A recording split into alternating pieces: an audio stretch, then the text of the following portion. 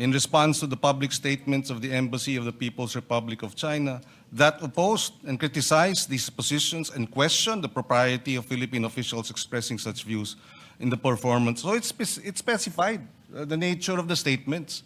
So a little bit of research, malalaman mo na which statements were these, because this refers to... Point of order, Mr. President. Point of order. What is the point of order? Of The statements gentleman? of Senator Pangilinan, the nature of his statements. Kayo na mag-research kung ano statements na yun, Mr. President. Sabi niya, pwede daw yun eh. Mr. President, I-research na lang daw natin. I'm not yet done. No, that's why I Philippine gave you, officials, Mr. President, including that's why I members, gave a point of members order. of the Senate. May I just be... I am still It's a speaking, point of order, Mr. President. President. A point of order precedes your precedence. Mr. President, Mr. President, maybe ask the minority floor leader to state the point of order. Which part of the rules was Mr. President. which part of the rules was Wala. violated? I'm making a point, Mr. President, that you cannot make a motion and then say, i-research mo na lang yung laman. Sabi kasi niya, pwede mo daw ipasa to, tapos nandyan naman yung nature. Ano ngang statements? Mr. President, So in the this is a same manner, debate. Mr. President, I Where is- admit where is my, the point my of order? motion, may I finish? Where is the point my of order, motion Mr. President? for... Where is the point of our order? Session is suspended. Motion number 256. I so move, Mr. President. Any objection? Hearing none, consideration of the measures in order. This is the resolution expressing the sense of the Senate or condemning the recent public statements issued by the Embassy of the People's Republic of China. To sponsor the measure, Mr. President, is Senator Francis Kiko Pangilinan, and to interpolate is our distinguished minority floor leader, Senator Alan Peter Cayetano. So move, Mr. President.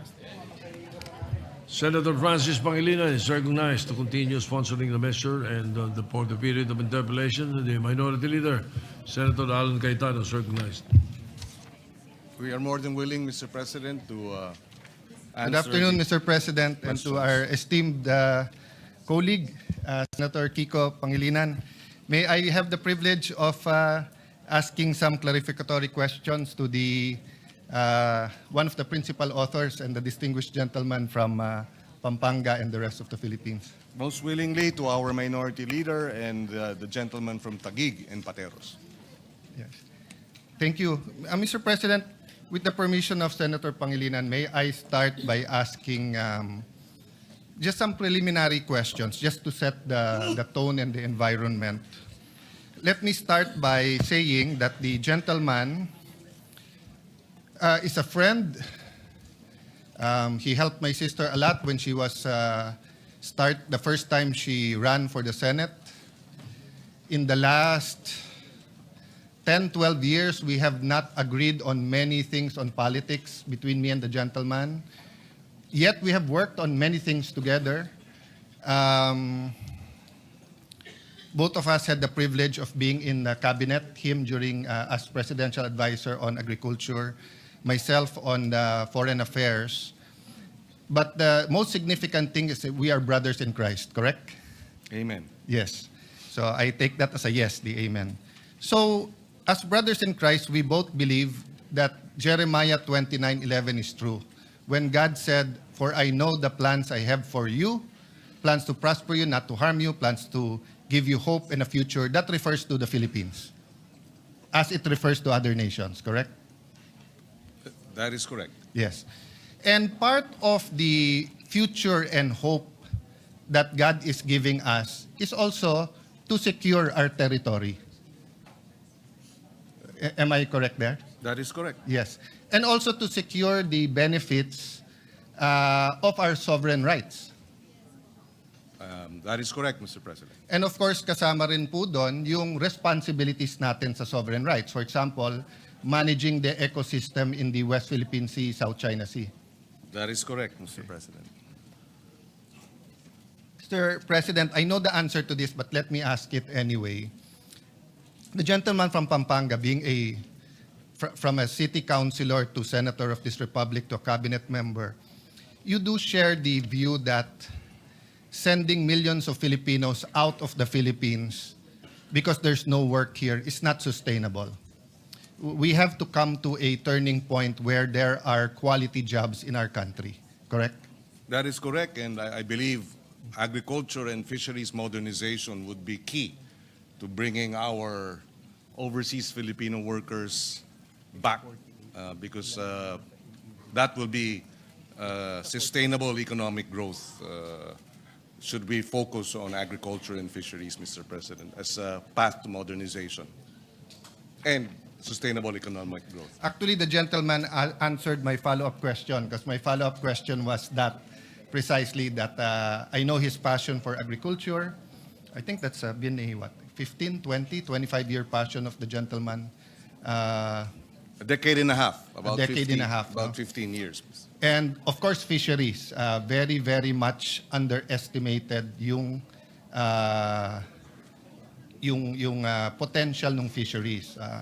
Of course, we can expand that to sana bumalik yung manufacturing, sana ang ating pong mga creative, no? Whether yung mga gumagawa ng games, whether po yung ating mga fashion designers, whether po yung ating visual artist or yung mga painters, sculptures, sana magkaroon ng break worldwide, and that would also bring in the income and hopefully less sending of Filipinos abroad. Yes. Yes, agreed. So having said that, but while we do have more than 10 million Filipinos abroad, you do agree that it is our responsibility to look after their welfare. While they are there, the millions abroad, and I know the answer is obvious because the gentleman has also stood up, no, to protect and to defend our That is correct, our Mr. President. OFWs now. And one way of protecting them is through diplomatic ties, correct? Definitely, Mr. Yes. President. So, Mr. President, would it be possible to have a problem with another country in one aspect of the relationship, but continue to grow your relationship on other aspects, no? So, for example, you have a dispute on trade, but in terms of migration, you have very good agreements. In terms of scholarships or people-to-people relations, maganda yan, di ba? So, pwede po ba yun? Pwede ho bang may alitan, may dispute tayo sa isang country, pero maganda pa rin ang relationship natin? In other aspects, Mr. President, yes, that is possible. In fact, the issues, for example, of Japan and China, with respect to territorial disputes, is separate and distinct from their trade relations, Mr. President. So yes, these disputes can coincide with healthy relations in other aspects of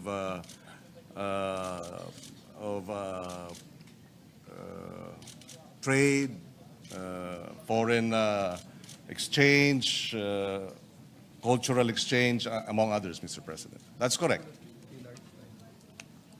So, Mr. President, these are all preliminary, and I hope you give me a little bit of latitude on it. But to go straight to the point, can we have good relationship with China despite our dispute in the West Philippine Sea and the South China Sea? Up to a certain extent that, yes, definitely. We hope we could be able to distinguish between our territorial disputes as well as, for example, our desire for greater trade with China. Mr. President, we'd like to see something like that, yes. So I thank you for your answer, and I think it is perfectly correct because we do have very, very good relationships with Malaysia and Vietnam, despite our dispute with them in the West Philippine Sea, the South China Sea. In fact, sa Malaysia, we have two disputes. We have dispute in the West Philippine Sea, but we also have dispute about Sabah. That's correct. No? Of course, they do not recognize that we do have a dispute regarding Sabah because as far as they're concerned, there was a UN referendum and that's done, di ba? So there can be a dispute despite the fact that the other side says, walang dispute, tapos na to. Well, yes, definitely. Yes. So, could it be possible, Mr. President, that marami sa atin pare-pareho ang stand? To simplify, atin to. Atin to. I will not go into the details that Senator Marcoleta went into or His Honor or others where you look at the legal basis of the different entitlements and territory. I think mahaba po yun. No? If you go to the Treaty of Paris, the amendments, the difference between territory and sovereign rights, mahaba yon. But would it be possible na pareho tayo ng stand, atin to, pero iba lang tayo ng approach kung paano ma-secure ang benefits ng atin ito? Well, definitely, Mr. President, we are in a democracy. We can agree, but at the same time have differences in approaches, Mr. President. We can agree on a fundamental principle that the exclusive economic zone, for example, of the Philippines has been ruled upon. We can agree that the arbitral ruling is a victory for us. But we can also disagree in terms of how to move forward in approaching China with respect to other considerations, Mr. Pro, other concerns, Mr. President. Sir President, let's go a little bit to the arbitral ruling in a while. But thank you very much to the gentleman, to the principal author, Senator Kiko, especially Senator Bam, who we worked closely together in the previous Congress, in the Rules Committee, yourself. We can disagree on language, on culture, on approach, maybe even strategy, but I don't want to go into strategy because the other countries are watching. No, Malaysia, Vietnam, China. We have a joint strategy with ASEAN, which is quite common knowledge, but then ang problema when we talk about strategy in public, nakikita din ng kabila. But I guess there will be parts of it that we will nadadaanan natin, Your Honor. But if ever there's something deep about the strategy na dapat hindi in public, please just correct me or I will state that I will not discuss on that matter because I don't think it will be in our interest to do so. But I want to dwell muna dun sa point that we can agree and disagree. We can love the Philippines, protect our territory, secure the victory under UNCLOS, under the arbitral ruling, under international law, but yet magkakampi tayo. Pero kasi tignan nyo tong article na to. Sabi po nung dating secretary ng Presidential Advisor on Political Affairs, hold the Chinadors accountable. So, as far as he is concerned, anyone who did not sign the resolution is pro-China. I dare ask, do you agree, Your Honor? I do not agree. In fact, I manifested when we sponsored the measure that the final determination of whether you are for or against the resolution is not in the being an introducer, but in voting whether for or against the resolution, which comes after. Thank you for that, Mr. President, with a little bit of modification. Because if the resolution was like the resolutions in the 19th Congress, that was explicit on the Philippine official stand, then we will be unanimous. But the resolution is on statements, not on our stand. That's where, personal ko to, this is not the whole minority. Yun ang gusto kong linawin. Ang resolution na to ay tungkol sa sagutan ng mga opisyal ng Pilipinas at ng top diplomat na nandito sa Pilipinas ng China. As far as I'm concerned, hindi to tungkol sa stand natin. But this is the incredible thing, Mr. President. I remember the time that I hanged out a lot with Senator Lacson. Doon ko natutunan na sa House kasi wala or iba yung terminology. Sa Senate meron OB, official business. So kung may session tayo, pero let's say may international conference, OB ka, official business, di ba? Or we don't allow hearings na kasabay nung plenary, but if there was something in Malacanang, between the House, the Senate, or the Judiciary, the Senate, Malacanang, pwede ka magpa-OB. But there is another kind of OB, yung opportunistang balimbing. No? What do I mean by that?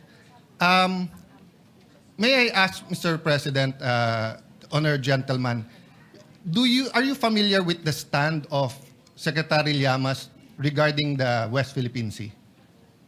It's okay if you're not. I'm just wondering if you're familiar. I'm not familiar, Mr. President. Today, he's one of the most ardent voices, the most firm voice about confronting China. At yung hindi mag-confront sa China ay Chinador or pro-China. That's a funny thing because before the arbitral ruling was filed, he sought me out. Sabi niya, Alan, mali approach ni Pinoy. Dapat kinakausap ang mga Chinese. Kung gusto mo, iset up ko yung meeting between you and the Chinese ambassador. And he did. And then sabi niya sa akin, Alan, ang Chinese may ibang kultura. Kakausapin mo yan bilateral. Hindi pwedeng multilateral. Isasama natin ang kano, mapapahamak tayo. He told me that. He met me after the meeting with the Chinese ambassador. This was during the time of President Pinoy.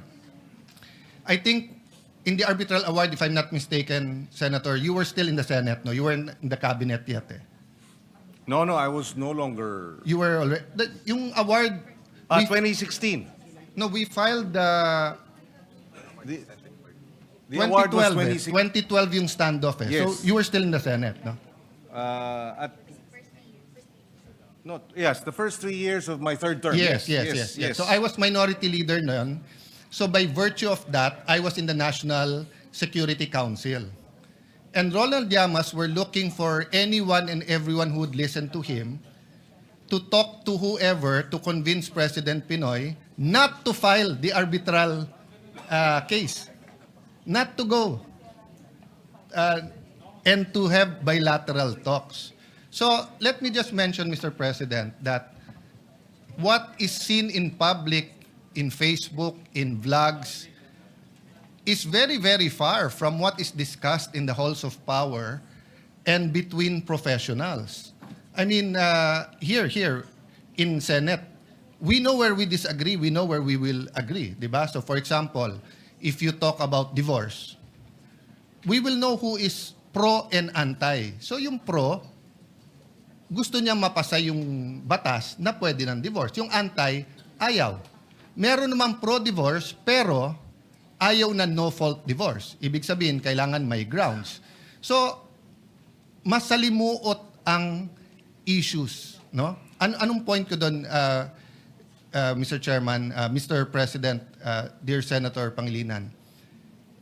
A issue this complex, we should simplify so that people, especially students, would know that, we shouldn't be, dapat walang divide and rule, dapat hindi tayo magpabaya, dapat always tayo on guard. But is it productive na just because you don't agree on a certain point, siya pro-China, ikaw, di ba? So let me ask you this question. Can you be pro-Philippines without being anti-China? Well, that's a general proposition, so I will have to answer with a qualification, Mr. President. That's okay, Mr. President. Yes. Ito naman, opinion lang naman natin dalawa. It'll be difficult to be out and out pro-China, especially when it comes to policies that affect our national interests. So I will have to qualify that you can be pro-Philippines without being anti-China as a general proposition, but when a conflict arises, obviously, between China's interests and ours, then clearly we stand by the national interest. So, meaning, Mr. President, it's like watching a basketball game between the Philippines and China. I'm pro-Philippines, and then in the game, of course, I will cheer for the Philippines, but I don't hate China. Di ba? Pero dun sa specific interest natin, so for example, if I have to negotiate a trade deal, I will be pro-Philippines. Di ba? Okay. Now, if it can be a win-win, why not? No? So ang point ko lang, Mr. President, unlike electoral politics, which is a zero-sum game, meaning if Senator Villanueva runs for mayor of Taguig and I run for mayor of Taguig, only one will win. But in diplomacy, it's not a zero-sum game. Diba? It's a continuous dialogue, continuous communication, and there are times that we shout at each other. There's time that you hate the situation. So I'm not even talking about being pro-China. So what I'm saying is that we deal with our problems with Vietnam, but we're pro-Philippines, but we're not anti-Vietnam. Nabanggit ni Ginoong Minority Leader yung basketball. In fact, ako may halimbawa. Last Tuesday, nung matapos yung aming balitaktakan ni Senator Marcoleta, yung nag-dinner kami sa Chinese restaurant. Hindi ng mga kasamahan ko. So ibig sabihin, kahit na ba tayo ay naninindigan at hindi tayo sumasang-ayon sa naging patakaran o yung mga bitiw na salita ng gobyerno ng China, paborito ko pa rin ang Chinese food. Yes. So that's a good example because that's what I want to point out. Pareho tayo ng stand, atin to. Etong portions ng South China Sea, West Philippine Sea, na territory natin. Ako, mas radical pa stand ko. Hindi lang yung 12 nautical miles. Yung nasa Treaty of Spanish, atin din yun. Hindi natin pwedeng basta't i-give up yon by international treaty. Diba? Some will disagree, some will agree. The Supreme Court case na final ni a brilliant man ni Professor Magallona, diba? Nasabi niya, sa UNCLOS, bumawas yung ating territory. But we're not here to discuss that now. We're discussing, number one, yung sagutan ng opisyales at nila. So I just want to point that out, Mr. President, Senator Pangilinan, because we don't want to be hitting each other kung pareho naman pala stand natin in terms of sovereign rights and sovereignty. Let it be oversimplified. Si Senator Amy, kapitbahay natin dalawa, co-owners tayo, may puno ng mangga sa gitna. Sabi ni Senator Amy, sa kanya yon. Sabi natin dalawa, sa atin yon. Tuwing nagbubunga, nag-aaway tayo. Ang problema, mas mayaman sa atin si Senator Amy. Ang problema, marami pong tangke, airplano, pati sa pera, pati sa diplomacy, sa abogado, mas marami si Senator Amy. So ako, ang stand ko, makipag-usap tayo kay Senator Amy. Ikaw, ang stand mo, hindi, sinisigawan na tayo, makipagsigawan na tayo. So we have the same stand. Mr. President, let me just finish this sentence. Yes, and I will clarify because but ang pinag-uusapan natin, yung approach. Pero so far as saying na etong puno ng mangga ay atin, pareho tayo. Pero hindi po nakikipagsigawan ang I would not describe yung position taken by this representation as nakikipagsigawan. In fact, maganda yung point ng Minority Leader, yung kanyang paghahambing na sila, ang China, maraming baril, maraming resources, maraming armamento, etc. At dahil nga doon, napakahalaga na ating isinusulong yung rule of law at yung ating sandigan ay yung international law. Hindi natin maaring labanan ng puwersa ang China. We cannot fight in the area of brute force. And that's why we are fighting in the area of the arbitral ruling, the UNCLOS, the rule of law, international law. Yes. I will not disagree with you. When I said sigawan, it was in the context of magkapitbahay, etc. Because, Mr. President, President Aquino and President Duterte had very different approach. President Aquino, at a certain point, to be fair to him, at a certain point, may bilateral na pag-uusap, but after the standoff sa Scarborough, nagkaroon po ng, for lack of better word, we call it megaphone diplomacy. Di ba? Yung maingay sa media. But for the record, Mr. President, did we lose a single inch of territory or sovereign rights? Did we lose a single centavo during the Duterte administration? Well, according to the Department of National Defense, because this was tackled during the interpellation last week, that despite the Duterte administration's positioning, the harassment did not stop. The water cannoning did not stop. And therefore, this is the situation, Mr. President. Hindi naman tumigil yung paghaharas, hindi rin tumigil yung pagwo-water cannon. Mr. President, we'll speak about that. Iibahin ko yun kasi ibang issue kung yung dispute was live at umaabot ba sa water cannon. Ang tinatanong ko, kasi during President Aquino's time, it's on the record, we lost control of Scarborough. We lost control. May miscalculations na nangyari.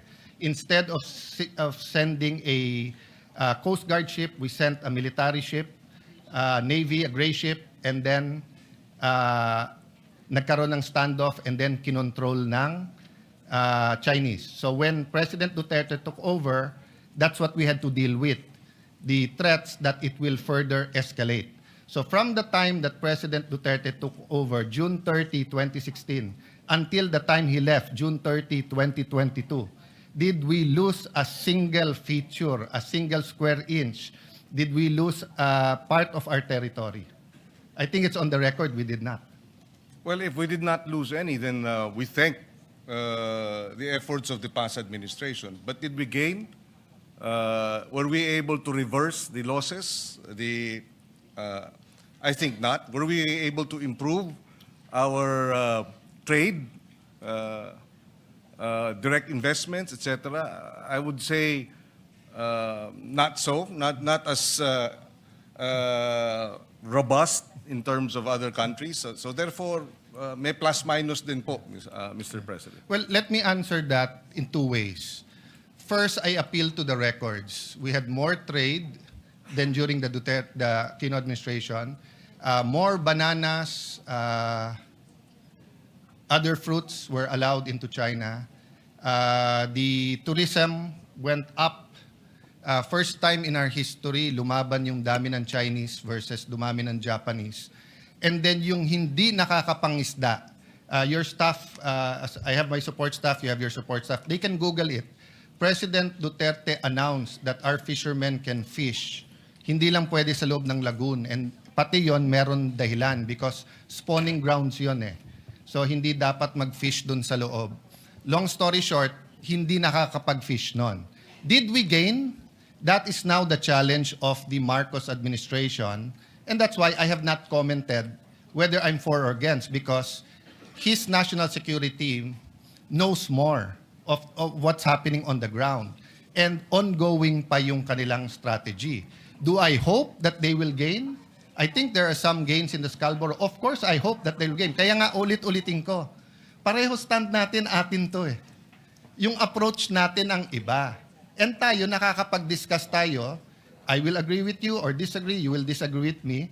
But I will not call you hypocrite, pro-China, anti-China, anti-Philippines, ganyan. Because precisely, you know, when I was in the Foreign Affairs Department, question ako ng Malaysian, Indonesian more of curiosity at Vietnamese. Bakit ganito yung strategy? Because nakikinabang sila sa strategy natin pag tayo maingay. But I got the shock of my life. Why? Because when I actually became Foreign Secretary, the funds from the United States for the South China Sea, mas malaki ang nakukuha ng Vietnam kaso sa Pilipinas. Ginera nila ang Vietnam, tinalo sila. Tayo, treaty ally, mas malaki. Ang before the administration of President Duterte, binigyan ng same kind of ship or seacraft ang Taiwan sa Pilipinas. Yung sa kanila may weapon system, may communication system. Sa atin, walang weapon system. So Mr. President, what I'm saying is that pareho tayo ng stand. Pareho natin mahal ang Pilipinas. Pareho natin gustong makinabang ang bawat Pilipino, ang anak ng anak ng anak ng anak ng anak natin. You know, President Cory, in her visit to China, actually started the discussion on this. So it's not new, no? So if you have comment, Mr. President, then can I have just Yes, a few more just- preliminary? Go ahead, Mr. Just President. very quickly on the Scarborough Shoal incident.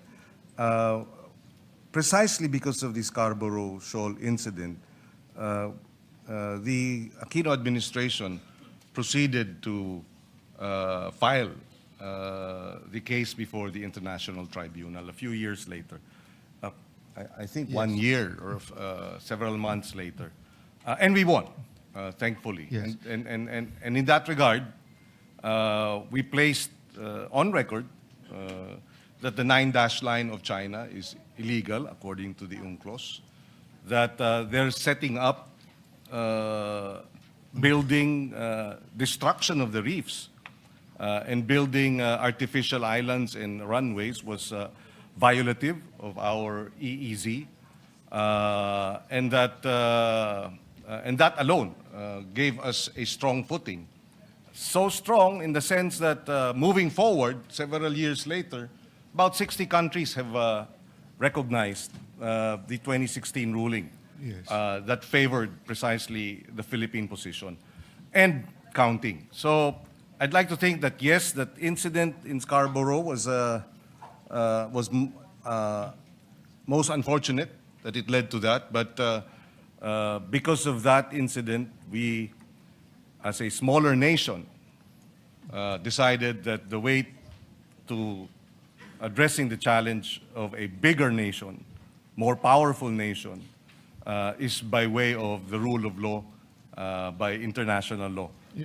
Yes, Mr. President. But there were many things that happened in between. One, we made the mistake of sending a gray ship. Number two, if the records I read is correct, we made the mistake of relying on back channeling and an alleged, until now, walang confirmation o denial, kung totoong nag-mediate ang Amerika at sinabing pag umalis yung ships nyo, aalis din yung Chinese ships, umalis yung ship natin, hindi umalis yung Chinese ship. So I leave that to history to judge. But one question on the arbitral ruling. Is it a total victory o meron din parts na nagka-problema tayo? Well, there is this concern that, which was already raised previously, that because the Kalayaan group of islands is not within the EEZ rather, then it creates some questions regarding our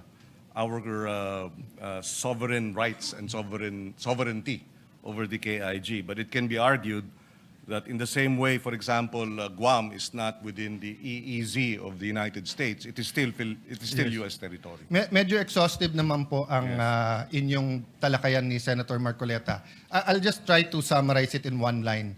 Yung nangyari kasi doon, claim natin na China cannot claim a group of features as one unit that, what's the right word, that generates entitlements and rights, di ba?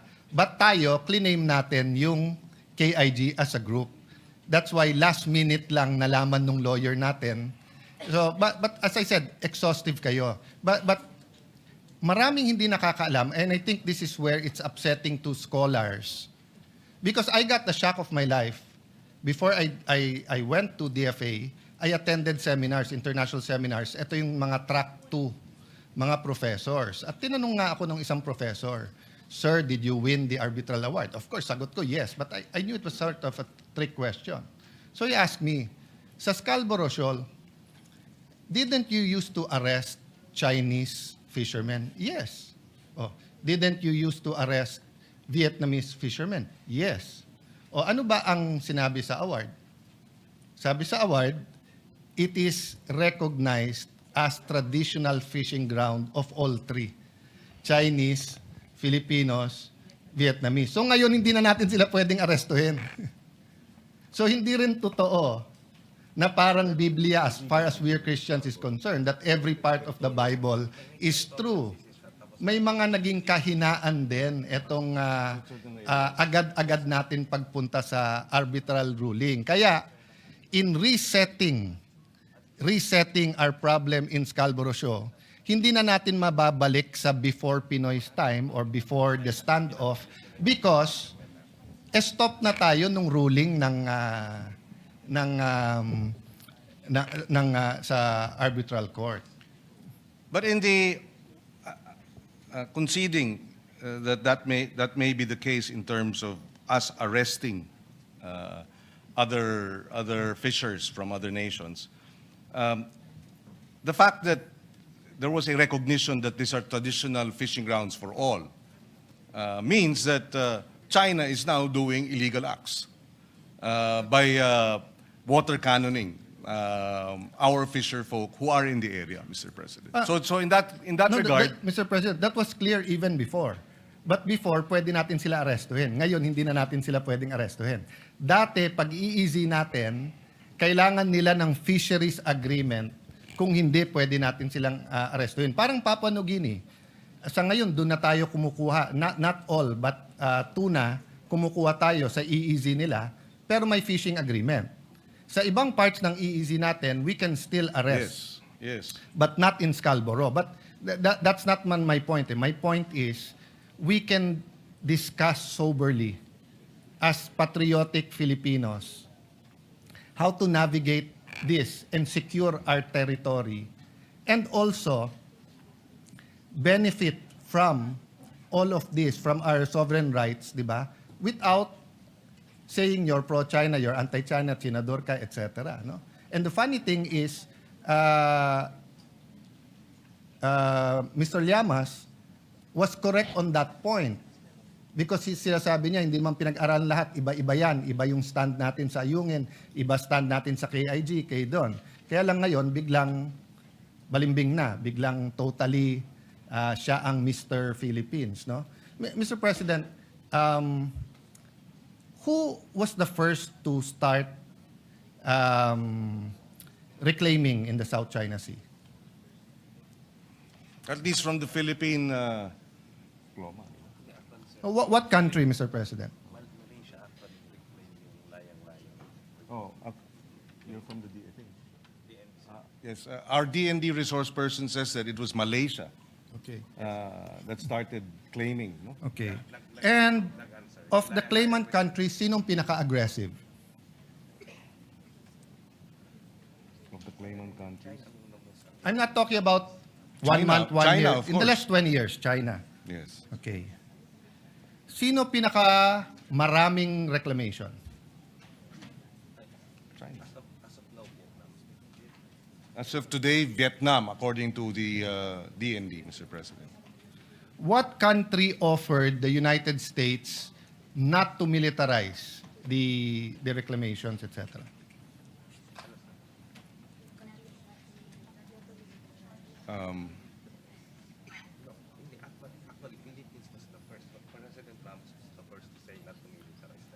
Ramos. Yes, according to our resource person, it was President Ramos who first Okay. requested not to militarize the area, Mr. Okay. President. Not bad yung taga-DND, sir. You got 1 out of 4 questions correct. Not bad. The first to reclaim was Vietnam. The most aggressive to reclaim and most islands is Vietnam. Yes, that's correct. Yeah. The most aggressive is Vietnam. The country to first propose to President Obama not to militarize na hindi tinanggap ng American government is China.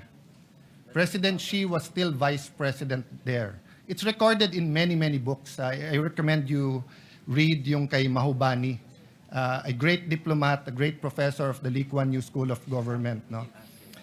Instead of saying yes, they continued to send their Navy ships because of the freedom of navigation. And China reacted the same way that US reacted to missiles on Cuba. No? So the next question, Mr. President, inside our EEZ, sino ang pinakamaraming reclamation?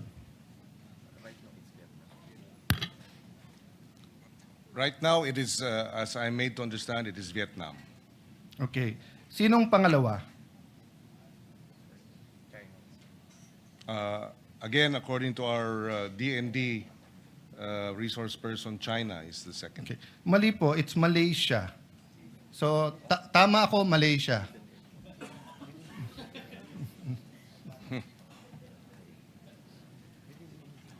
Kasi Malaysia has 5. Well, if he considers the one by Taiwan because of the one China policy, then tied ang Malaysia at saka China. May I know if militarized etong mga nireclaim ng Vietnam at saka ng Malaysia?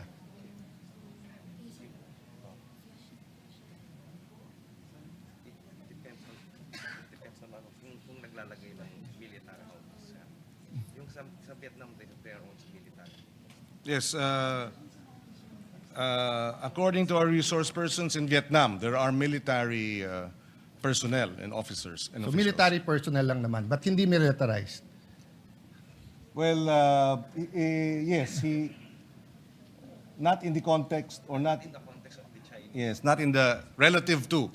Okay. Ang Malaysia po. sa Malaysia, sir, may military, and then they also have a civilianized island. Similar.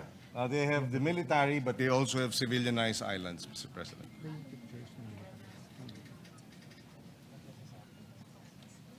Yeah, kasi that's it, because having military, Isa-isa pictures.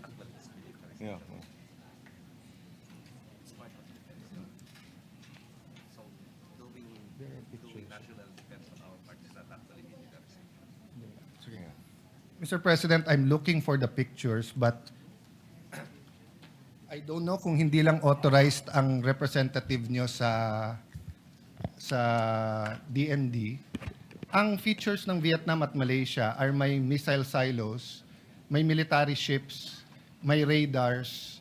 I showed it already in this session hall. So hindi totoo na hindi militarized ang Vietnam at saka ang Malaysian features. I'm trying to look for the pictures. Is it there? Yeah, that one. Can you show that, please? Actually, yung term na militarized kasi hindi Nasa part 2. Oh. Mr. President, during the time of President Duterte, while they're readying the pictures, parating inuulit-ulit ni Justice Carpio, pag hindi ka nag-protest, malulusaw, I don't know his exact term, pero maapektuhan daw claim natin. Did you hear that noise during that time? I may have picked it up, Mr. President. Yes. I don't know. I'm not sure exactly when he Yes, said that. he- But he- there were a number of Yeah, times. he yes. together with many advocates kept on saying, whether I was foreign minister doon o hindi, na pagka hindi ka nag-protest, parang sa atin sa domestic law, di ba, na parang pag 30 years, yung lupa, walang titulo, uninterrupted, walang nagclaim, nagkakaroon ng laches o na-estoppel ka. Is there a personnel from DFA here? Yes. Yes. Maybe we'd like He to get... probably used to work for you. Yeah, so let me ask that question. Is the principle of estoppel or of laches applicable to what we are contesting or what we are fighting for in the South China Sea? So tama ba si Justice Carpio na pag hindi tayo nag-protest, mawawala yan?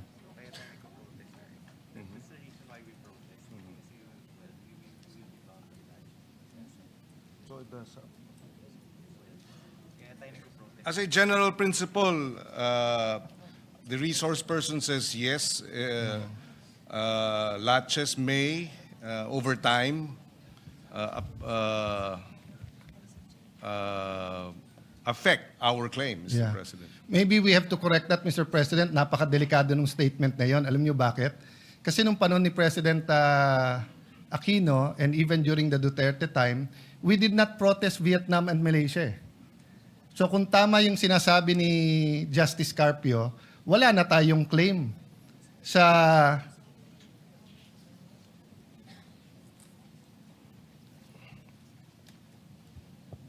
sa 38 features ng China na clinic-claim nila, ang nasa loob ng EEZ natin 4, sa 24 na clinic-claim ng Vietnam, nasa EEZ natin 11, tapos yung Malaysia may 5, Taiwan, yung Ito Island, nasa loob, hindi natin pre-notice yun, Mr. President.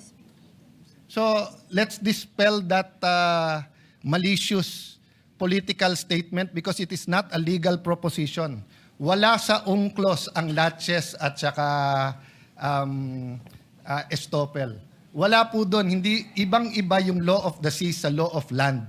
Sa land, pag walang titulo, tapos si SecGen, lalo kung yung titulo, yung lupa na yun ay nasa Batangas, and meron siyang constituent na nandun 30 years, may tax deck siya, walang nagkle-claim, uninterrupted, pwedeng tituluhan, pag biglang ako, kapitbahay niya, 1 year later sabihin, akin yan, hindi na pwede. May estoppel na eh, may latches na eh. Hindi totoo yun sa law of the seas. Kahit 1,000 taon, kahit bumangon yung mga mummies at dun sa mga pyramid sa Egypt, atin pa rin yun. No, Mr. President? I mean, we don't have to debate it today, courtesy if the DFA wants to answer that. But if that is their answer, and that wasn't their answer to me when I was secretary, because I asked everyone in DFA, I asked them, kung tama si Justice Carpio at hindi nag-protest during the time of President Aquino, we will file the protest now. Sabi, sir, hindi kailangan. At saka, sir, pag nag-protest ka sa Vietnam at Malaysia, tayo magkakampi ngayon kasi mas malaki ang China. Tayo sa ASEAN ang nag-uusap-usap. So hindi naman pwedeng iba yung rule sa China, iba yung rule sa Malaysia at Vietnam. In terms of legal, Mr. President. In terms of legal, that's correct. In approach, In terms of realities, yes, we do in have to certain do. realities, like for example, the water cannons, di ba? Yes. Yes. Yes. So, Mr. President, eto example, Hison Reef. My ice isn't as good as it used to be, but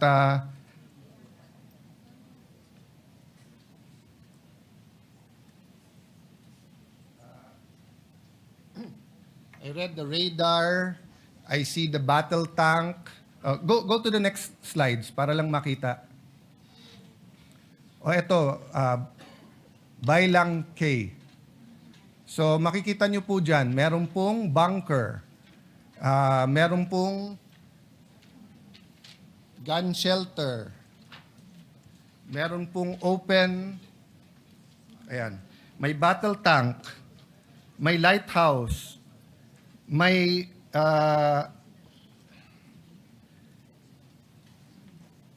speedboats, may pier. Next slide. The Sincoe East Reef, if I'm pronouncing it right, ha? Meron tong 3-sweep twisted blade turbine for power. May battle tank. May 12.7 mm HMG, concrete bunkers. At the time I got this and President Duterte allowed me to show it, ongoing pa yung construction nila. Next, Vietnam, Pugad Island. Sa Pugad Island, may battle tank, may anti-aircraft artillery.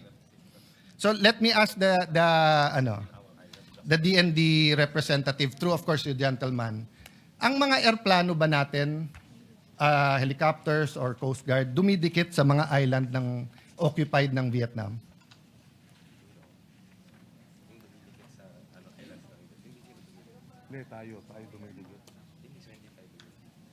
Hindi daw tayo dumidikit. Yes. Mr. President. And that is why walang water cannon. That is why hindi natin napapanood sa balita yung you are in Vietnamese territory, move out. Because iniiwasan natin yung sa Malaysia at Vietnam. That's not the only reason, Mr. President. Kasi nga, hindi iniwasan ng China ang Sierra Madre. Sila mali doon, tama tayo doon. I don't contest that. This is my point, Mr. President. We're not being totally truthful to the Filipino people of what's happening sa West Philippine Sea, South China Sea. And as we strengthen to face China, Malaysia and Vietnam are also strengthening. I don't know if the resource person from DND has the information how many submarines does Vietnam have.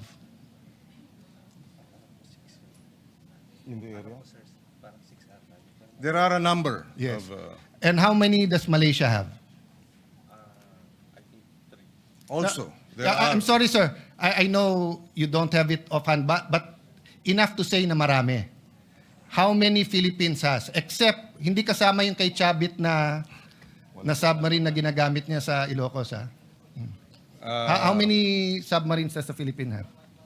According to the DND, we have no submarines, Okay. Mr. President. So in long story short, we don't really have a strategy except the transparency strategy against China, but more so, we don't have that concrete strategy against Vietnam and Malaysia. Although we're friendly, Vietnam and Malaysia, as seen in all of this, have a strategy against the Philippines. In this last one, tignan mo po yung Quay. Tignan nyo po yung landingan nila, no? Dun sa Pugad Island, Let's go very fast with your permission just to show you yung Malaysian. Let's go to the Malaysian. Ayan. So yan ang example po. Oh. May runways na rin sila. Next slide. Swallow Reef. Next slide. 5 yan eh. So anyway, sige. Let's stop there. But the point I want to make, Mr. President, is kailangan natin magkaisa sa issue na to. Atin to. And some want to make it a political issue. Sila pro-China, kami anti. Hindi po. Pare-pareho tayong pro-Philippines.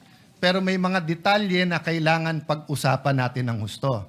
So I'll go straight to the resolution unless you wanna Yes, please. just react. Yeah. To the resolution, Mr. President, is it correct that ang pinagmulan nito ay yung presentation ni Commodore Tariela na may depiction in caricature or whatever the right name is of President Xi sa presentation niya? Ito ba yung pinagmulan nito? Hindi naman, di ba? Even before that. I think that may be one of the issues raised, but I don't think it began with that, Mr. President. No, Mr. President, because bago po yung yung Chinese ambassador eh. So all the disputes with the former ambassador, kung meron man, was covered by the 19th Congress eh. Kompleto naman tayo ng resolution eh. So lumala ito nung nagkaroon ng caricature regarding the president of China. So, asan yung side by side? Pakita mo. So, siguro ito question ko. Let's, with your permission, Mr. President, Senator Pangilinan, let's focus on Commodore Tariela muna, no? Let me state this for the record muna, ha? I don't doubt his patriotism. I don't doubt his contribution to the cause. At lahat ng ginawa niya na opisyal at tama, wala akong problema. Okay. This is one picture. Pero nasan yung picture ni Presidente na nung sa ASEAN ba yon o sa APEC? Hindi, yung nilapitan niya bigla si President Xi. Meron ka nun, di ba? Ito muna. Ano sa dalawa ang opisyal ng Pilipinas?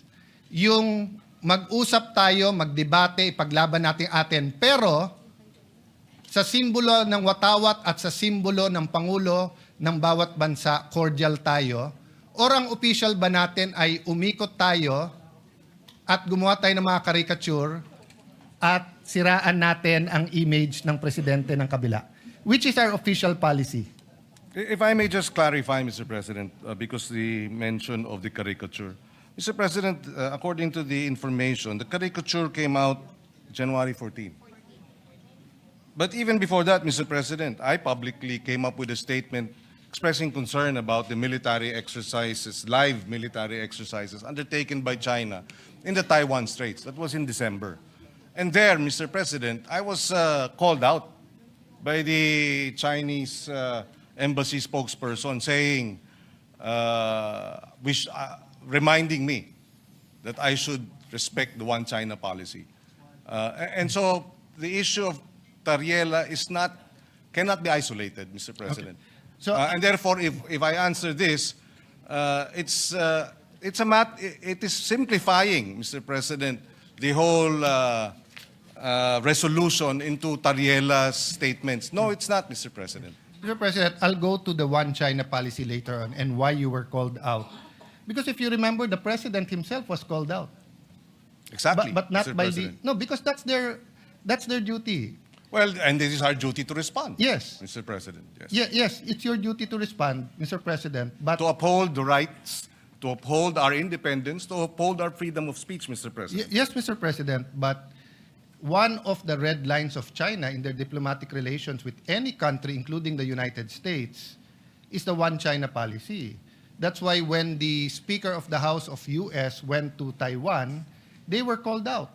And there was no issue. Mr. President, and they called, I- Mr. President, let me finish. Yes, yes. They called, and there was a debate. When President Bongbong said we have to prepare, President BBM, nag-statement. So, wala namang issue eh. Eto stand natin, eto stand nila. Except that, What's Mr. the President, issue there? my experience with Chinese statements, Mr. President, is that they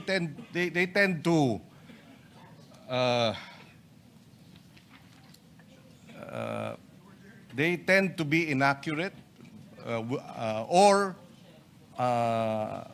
they tend to make wrong, false accusations. Mr. President, I was chairperson of the Council of Asian Liberals and Democrats. Our organization was blacklisted by China. And the accusation was that the Council of Asian Liberals and Democrats, of which I was chairperson, was supporting Taiwanese independence, which was a lie, Mr. President. So I've had experience with Chinese public statements that are false because it serves their interests to promote their one China policy. We respect their one China policy. When I expressed concern about the live military exercise, I did not speak about Taiwan's independence, or I did not speak about, at least from my point of view, it had nothing to do with the one China policy. We were just expressing concern that the live military exercises are creating tension and escalating tension in our region. There was no mention of one China policy, and then they come in and then remind me. No, Mr. President, That is a standard reminder because they consider Taiwan and the waters in between to be part of China. So, put it another way, Mr. President. Sa kainitan ng secession movement ng Mindanao, kung may statement ang isang opisyal ng China dahil nagpadala tayo ng military sa Marawi, hindi ba ang diplomats natin sa Beijing sasabihin din sa kanila, huwag kayong makialam. Kasi one Philippines to eh. Ang Mindanao ay hindi independent. Mr. President, I beg to disagree with the comparison. I think, again, ano yan, Atis at Santol, Mr. President. Iba yung sitwasyon dun sa Mindanao, iba naman ang sitwasyon dito sa Taiwan Straits, Mr. President. Mr. President, that's a very, For example, we have about 200,000 overseas Filipinos in Taiwan. And so these live military exercises are a concern because an accident could lead towards, a shooting war, which we would, for the sake of our Filipinos overseas, we would like to ensure that nothing like that happens. No, I agree with you, Mr. President. And I agree with your statement, and I agree na sana hindi invade yung Taiwan. What I'm saying is it's the duty of their diplomats na sumagot. So if there were 200,000 Chinese in Mindanao, and we had live exercises, i-invade yung Marawi, yung ating diplomat ay aangal pa rin sa Beijing because it's their duty. Diba? But to move on from that, Mr. President, okay, going back to Commodore Tariela, sa resolution nyo po kasi nakalagay dito in their performance of the official duties. So, tinanong ng ambassador ng China sa DFA, official ba yan? Which is tama and normal. So if in Beijing, yung isang general doon ay maglabas ng caricature ni BBM, ipare-recall natin yung ambassador natin doon pag hindi siya nagtanong, nag-protest na bakit, at pag hindi sinabing official ba yon. Kasi yung Pangulo natin takes effort and time for good relations despite the dispute. Tapos yung general, naka-uniforme pa siya on official time, will show this caricature. So my point, Mr. President, is naghahalo-halo kasi itong resolution na to eh. Kung ano tama't mali. Let's assume, I will not grant because hindi ko alam yung statements niyo, Mr. President. I have to admit that. Okay? Pero naghahalo din yung statement si Tariela. We cannot pass this resolution saying that Commodore Tariela is correct because he's wrong. If he just simply stated, I love the Philippines, I will fight for our territory, I'll fight for our sovereignty rights, I will do my duty, but sorry, dahil uminit ulo ko, nilabas ko to, pero hindi official yan. Tapos tayo. We beg to disagree, Mr. President, that Mr. Commodore Tariela is mistaken.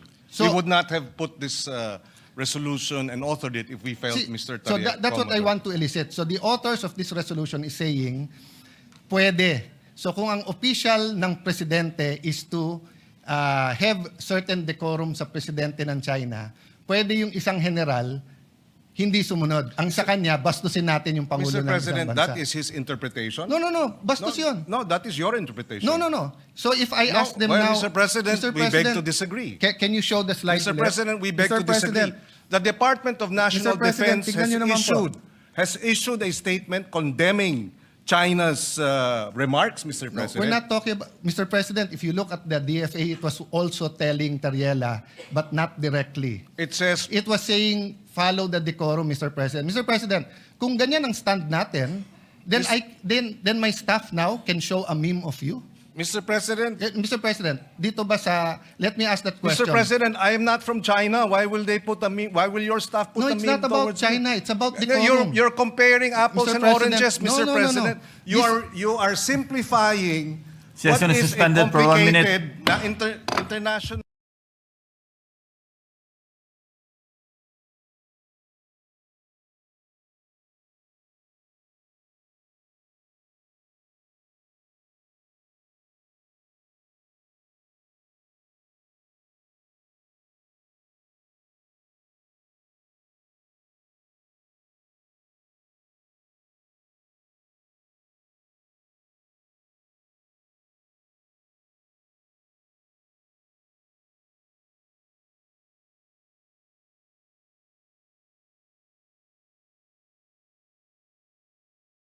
Kiko, and to you. I think we were just making a point. I will speak after him.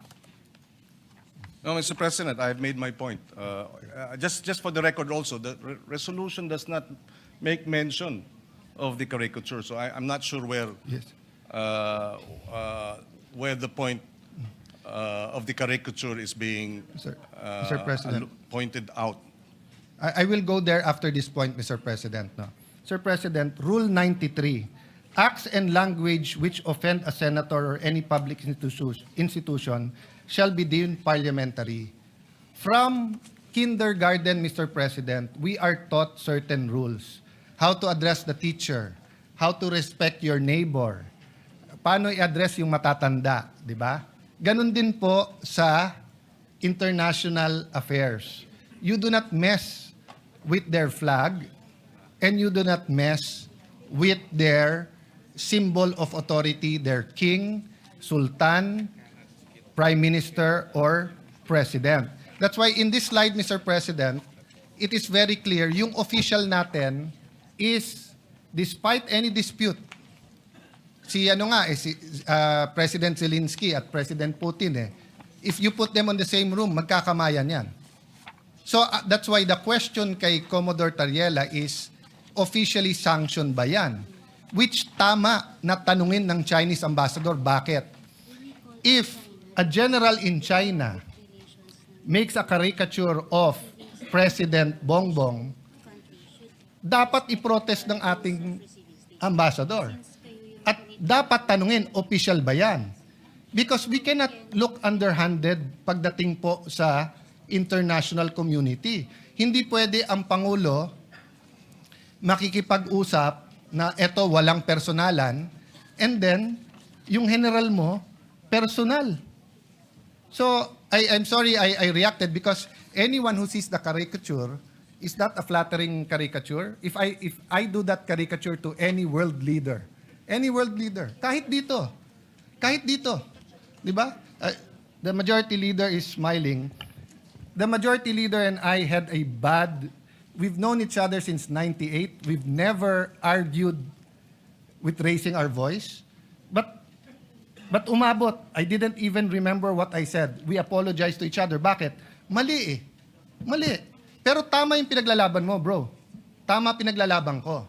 Mali yung paraan paano natin pinaglaban. So wala akong problema sa pinaglalaban ni Commodore Tariela. Pero hindi naman tayo fraternity dito sa Pilipinas na mali na nga brad mo, pero dahil bugbugan sa ibang bansa, sasabihin mo tama brad mo. Mali eh. Mali. I don't propose a resolution, but the guy should apologize and just say na, tama pinaglalaban ko, pero mali na ginawa kong ganyan. Now, if he wants to do that, he resigns his commission. He can go around, he can join the media, he can be a blogger, he can be a professor, he can be like Ronald Llamas and call himself a influencer or a political analyst, di ba? But when you're in uniform, the other countries will ask you, official ba yan? That's standard, Mr. President. Kaya tayo nagkakaproblema. Mr. President, wala namang problemang magtanong sila. Pero itong mga bitiw na salita nila sa kanilang Facebook official pages ay hindi katanggap-tanggap. Number one. Number two, kahit sa China, Mr. President, kinakarikature ang ating Pangulo ng state-controlled, China state-controlled media. Na alam natin, walang lumalabas dyan na hindi aprobado ng Communist Party. So merong China, Xinhua News. Andito si BBM, may caricature. Andito rin. So maliwanag, Mr. President, na they too, through their official channels, Sir President. come up with caricatures, Mr. President. Sir President, yun po, with all due respect, Senator Pangilinan, and dapat ina-advisean ng DFA ng tama, hindi po mangga sa mangga o atis sa atis yan. Communist countries, including Vietnam, Cuba, North Korea, pag news outlet nila, although alam natin in reality may say sila, just like PTB4, in reality, hindi dapat, but in reality, kahit sinong administrasyon ay may say sa PTV4, is not considered track 1. Hindi siya track 1. So kung hindi ka track 1, pwede ka mag-caricature. Media yun eh. Kahit na alam ng Communist Party. So if our diplomat ask, is that official? Sasagutin ka, that's our news. Hindi kami. Which is Mr. President, and therefore okay lang. No, it's not okay lang. Well, It's not okay lang, Mr. President. Why It is the when we international- defend when our officials caricature, it's not okay. But when their state-controlled news caricatures, it's okay? No, Mr. President. There is an Yun naman pala eh. international... So what's the issue? No, Mr. President, there's an international order in foreign relations. And when these countries that control state media do it, it is accepted that it is not track 1. But when democratic countries have generals who do that, it destroys the order. Yes, Mr. Nagmumukha tayong childish at bata, nasisira po ang kredibilidad mula sa Pangulo hanggang sa Secretary of Foreign Affairs. Kung hindi sila napapahiya na ginagawa ng state news, tayo napapahiya. Kasi walang maniniwala na gagawin ng general yan at hindi siya ipagsosorry, tapos sasabihin hindi siya opisyal. Well, again, Mr. President, if taken in isolation, and that's the difficulty here, the good senator is taking it in isolation. That was January 14. December pa lang, pinuntirya na ako. Si Senator Risa Ontiveros, the same. Nung nag-statement ang Congressman Laila and Congressman Jokno, tinira rin. So, itong propensity to focus on Tariela because nagre-reklamo on China, it does not present the entire picture, Mr. President. Mr. President. This resolution would not have happened if it was just Commodore Tariela they were complaining about. No, Mr. But precisely, it is a systematic propaganda campaign to discredit our public officials, to discredit our armed forces, Mr. President. Ganyan ang style. And the statement of the DND, if you look at it, if you read through it, they were saying, and they condemned the lies. Mr. President, they described it as lies ang nilalabas ng China. And then dito tayo, nagrereklamo sila dahil dito sa caricature. Sana naman medyo patas tayo dahil dito naman tayo sa atin, Mr. President. Suportahan naman natin yung ating Coast Guard. Sila ang tumataya dyan eh. At suportahan natin ang DND at ang ating men in uniform. Yun ang ating Mr. President. kagustuhan para maipasa itong resolution na ito that we stand behind our men in uniform. We oppose and we condemn the lies, the disinformation, and the maligning being undertaken by China against the senators, against congressmen, against our men in uniform. Mr. President, ganun lang kasimple ito. Hindi na dapat pinahaba pa at pinatatagal pa to, Mr. President. Mr. President, that's his opinion that hindi to pwedeng pahabain. This affects OFWs. This affects our ailing economy. This affects our being a Christian nation. This affects moral ascendancy. Hindi mo pwedeng sabihin dahil mali kayo, mali na rin gagawin ko. Dahil ang Coast Guard tama, yung isang general na ng bastos, okay. So I take offense sa sabihin, dito naman kayo sa amin. Protektahan nyo naman Coast Guard. Kailan namin hindi protektahan ng Coast Guard, Mr. President? We are for the Coast Guard, Mr. President. But if one of their generals went over the line and did something that is wrong, childish, undiplomatic, reckless, unprofessional, it's also our duty. Did we file a resolution here to ask someone to correct him? Hindi po. Kasi hindi na namin kailangan ng rest back ng Senado. Pag kami nakakapag-debate sa Russian ambassador, American ambassador, hindi namin kailangan rest back ng Senate. Especially kung tama kami. But what we're asking sa resolution to is rest back ng buong Senado. Which I'll go to the other point because hindi tayo magkasundo dyan. So tingin nyo tama, bahala kayo. Because may mga anak kayo, may mga apo, tayong lahat. Dadating tayo dyan. Pwede mo ba sabihin sa anak mo, anak, pag mali sila, gumawa ka na rin ng mali. Anak, okay lang mang bastos kasi mas bastos sila eh. Anak, okay lang magbully kasi mas bully sila. Ako, hindi ko sasabihin yon. Ako, sasabihin ko, At hindi yun ang sinasabi. hindi, yun ang sinasabi mo, Mr. President, and I'm No, not yet Mr. finished. President. Of Kasi course you said, tama We si beg to Tariela. disagree, Mr. Mr. President, I'm not yet finished, no? Well, we beg to So, disagree. Mr. President, this is the question. The resolution question statement. Sabi dito, whereas, in response to the public statements of the Embassy of the People's Republic of China, etc., etc., walang naka-attach ko anong statements nila. So, paano tayo magdidebate dito? That's why mahaba to eh. Mga pang 3 araw to, iniisa-isa ko yung statements. Pinapakuha ko sa staff. Nagsumula lang ako kay Tariela because tinitingnan ko statements ni Senator Risa. I think that's within her rights. She's been consistent with some of her, I may agree or disagree, but yun ang statement niya. I've been looking at the statement of the gentleman from Pampanga. You're a senator, you're a patriot. But yung kay Tariela, nakita ko kaagad eh.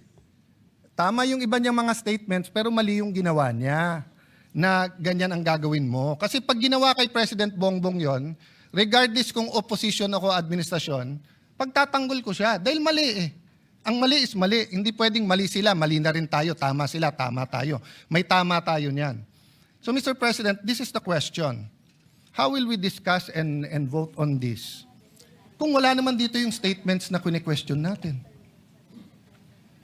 So will the gentleman attach these questions and furnish the members of this chamber? I don't think we ever passed a resolution. Mr. This is just 30 seconds, tapos na ako. On this point, we've never passed a resolution condemning anything without specifying what we're condemning. So, pwede bang sabihin, hindi ko gusto yung sinabi ni Senator Marcoleta sa CA. Hindi po. I saw the statement of Senator Lacson. I saw the other statements. Specify nila kung ano sinabi niya. Nakita ko statement ni Senator Marcoleta. Clarify niya. At least malinaw. Eto parang carte blanche na lang. Lahat ng sabihin ng Chinese ambassador, mali. Paano kung sinabi niya, good morning? Paano kung sinabi niya, ni hao? Good morning. Kinokondemn natin yon. Bawal na mag-good morning sa Pilipinas? Oh. You might say it's obvious, na hindi yun ang kinokondem. There's no such thing as obvious. The records of the Senate will bear this resolution and the discussions in this August hall. But anyone can add and subtract if it's general. So which statements are we talking about so that we in the minority, in the opposition, can be able to debate? That's why I started out today by simply saying, pagdating sa South China Sea, sa West Philippine Sea, nagkakaisa tayo, magkakasama tayo. Atin ito, ipaglaban natin to. Pero pagdating sa bastusan, out kami dyan. Kasi yung tama is tama, mali is mali. So ang question po ngayon, what will we do, gentleman from the esteemed senator, gentleman from Pampanga and the author, will you supply us or will we annex or add whereases so that we will see ano ba tong statements na to? Mr. President, I think the whereases are clear. And just a little bit of research on the part of the researchers will confirm what we are referring to. We don't need to annex all of them, Mr. President.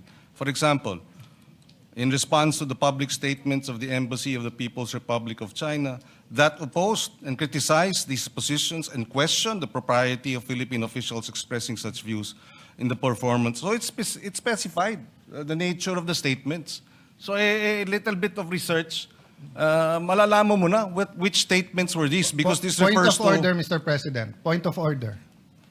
What is the point of order? Of The statements gentleman? of Senator Pangilinan, the nature of his statements. Kayo na mag-research kung ano statements na yun, Mr. President. Sabi niya, pwede daw yun eh. Mr. President, I-research na lang daw I'm natin. not yet done. No, that's why I Philippine gave you, officials, Mr. President, including that's why members, I gave a point of members order. of the Senate. May I just be... I am still It's speaking, a point of Mr. order, Mr. President. President. A point of order precedes your precedence. Mr. President, Maybe Mr. President, maybe ask the minority floor leader to state the point of order. Which part of the rules was Sige, Mr. President. which part of the rules was Wala. violated? I'm making a point, Mr. President, that you cannot make a motion and then say, i-research mo na lang yung laman. Sabi kasi niya, pwede mo daw ipasa to, tapos nandyan naman yung nature. Ano ngang statements? Mr. President, So in the this is a same manner, debate. Mr. President, I Where admit is the my point my of order? motion, may I finish? Where is the point my of order, motion Mr. President? for Where is the point of our Session is motion. suspended.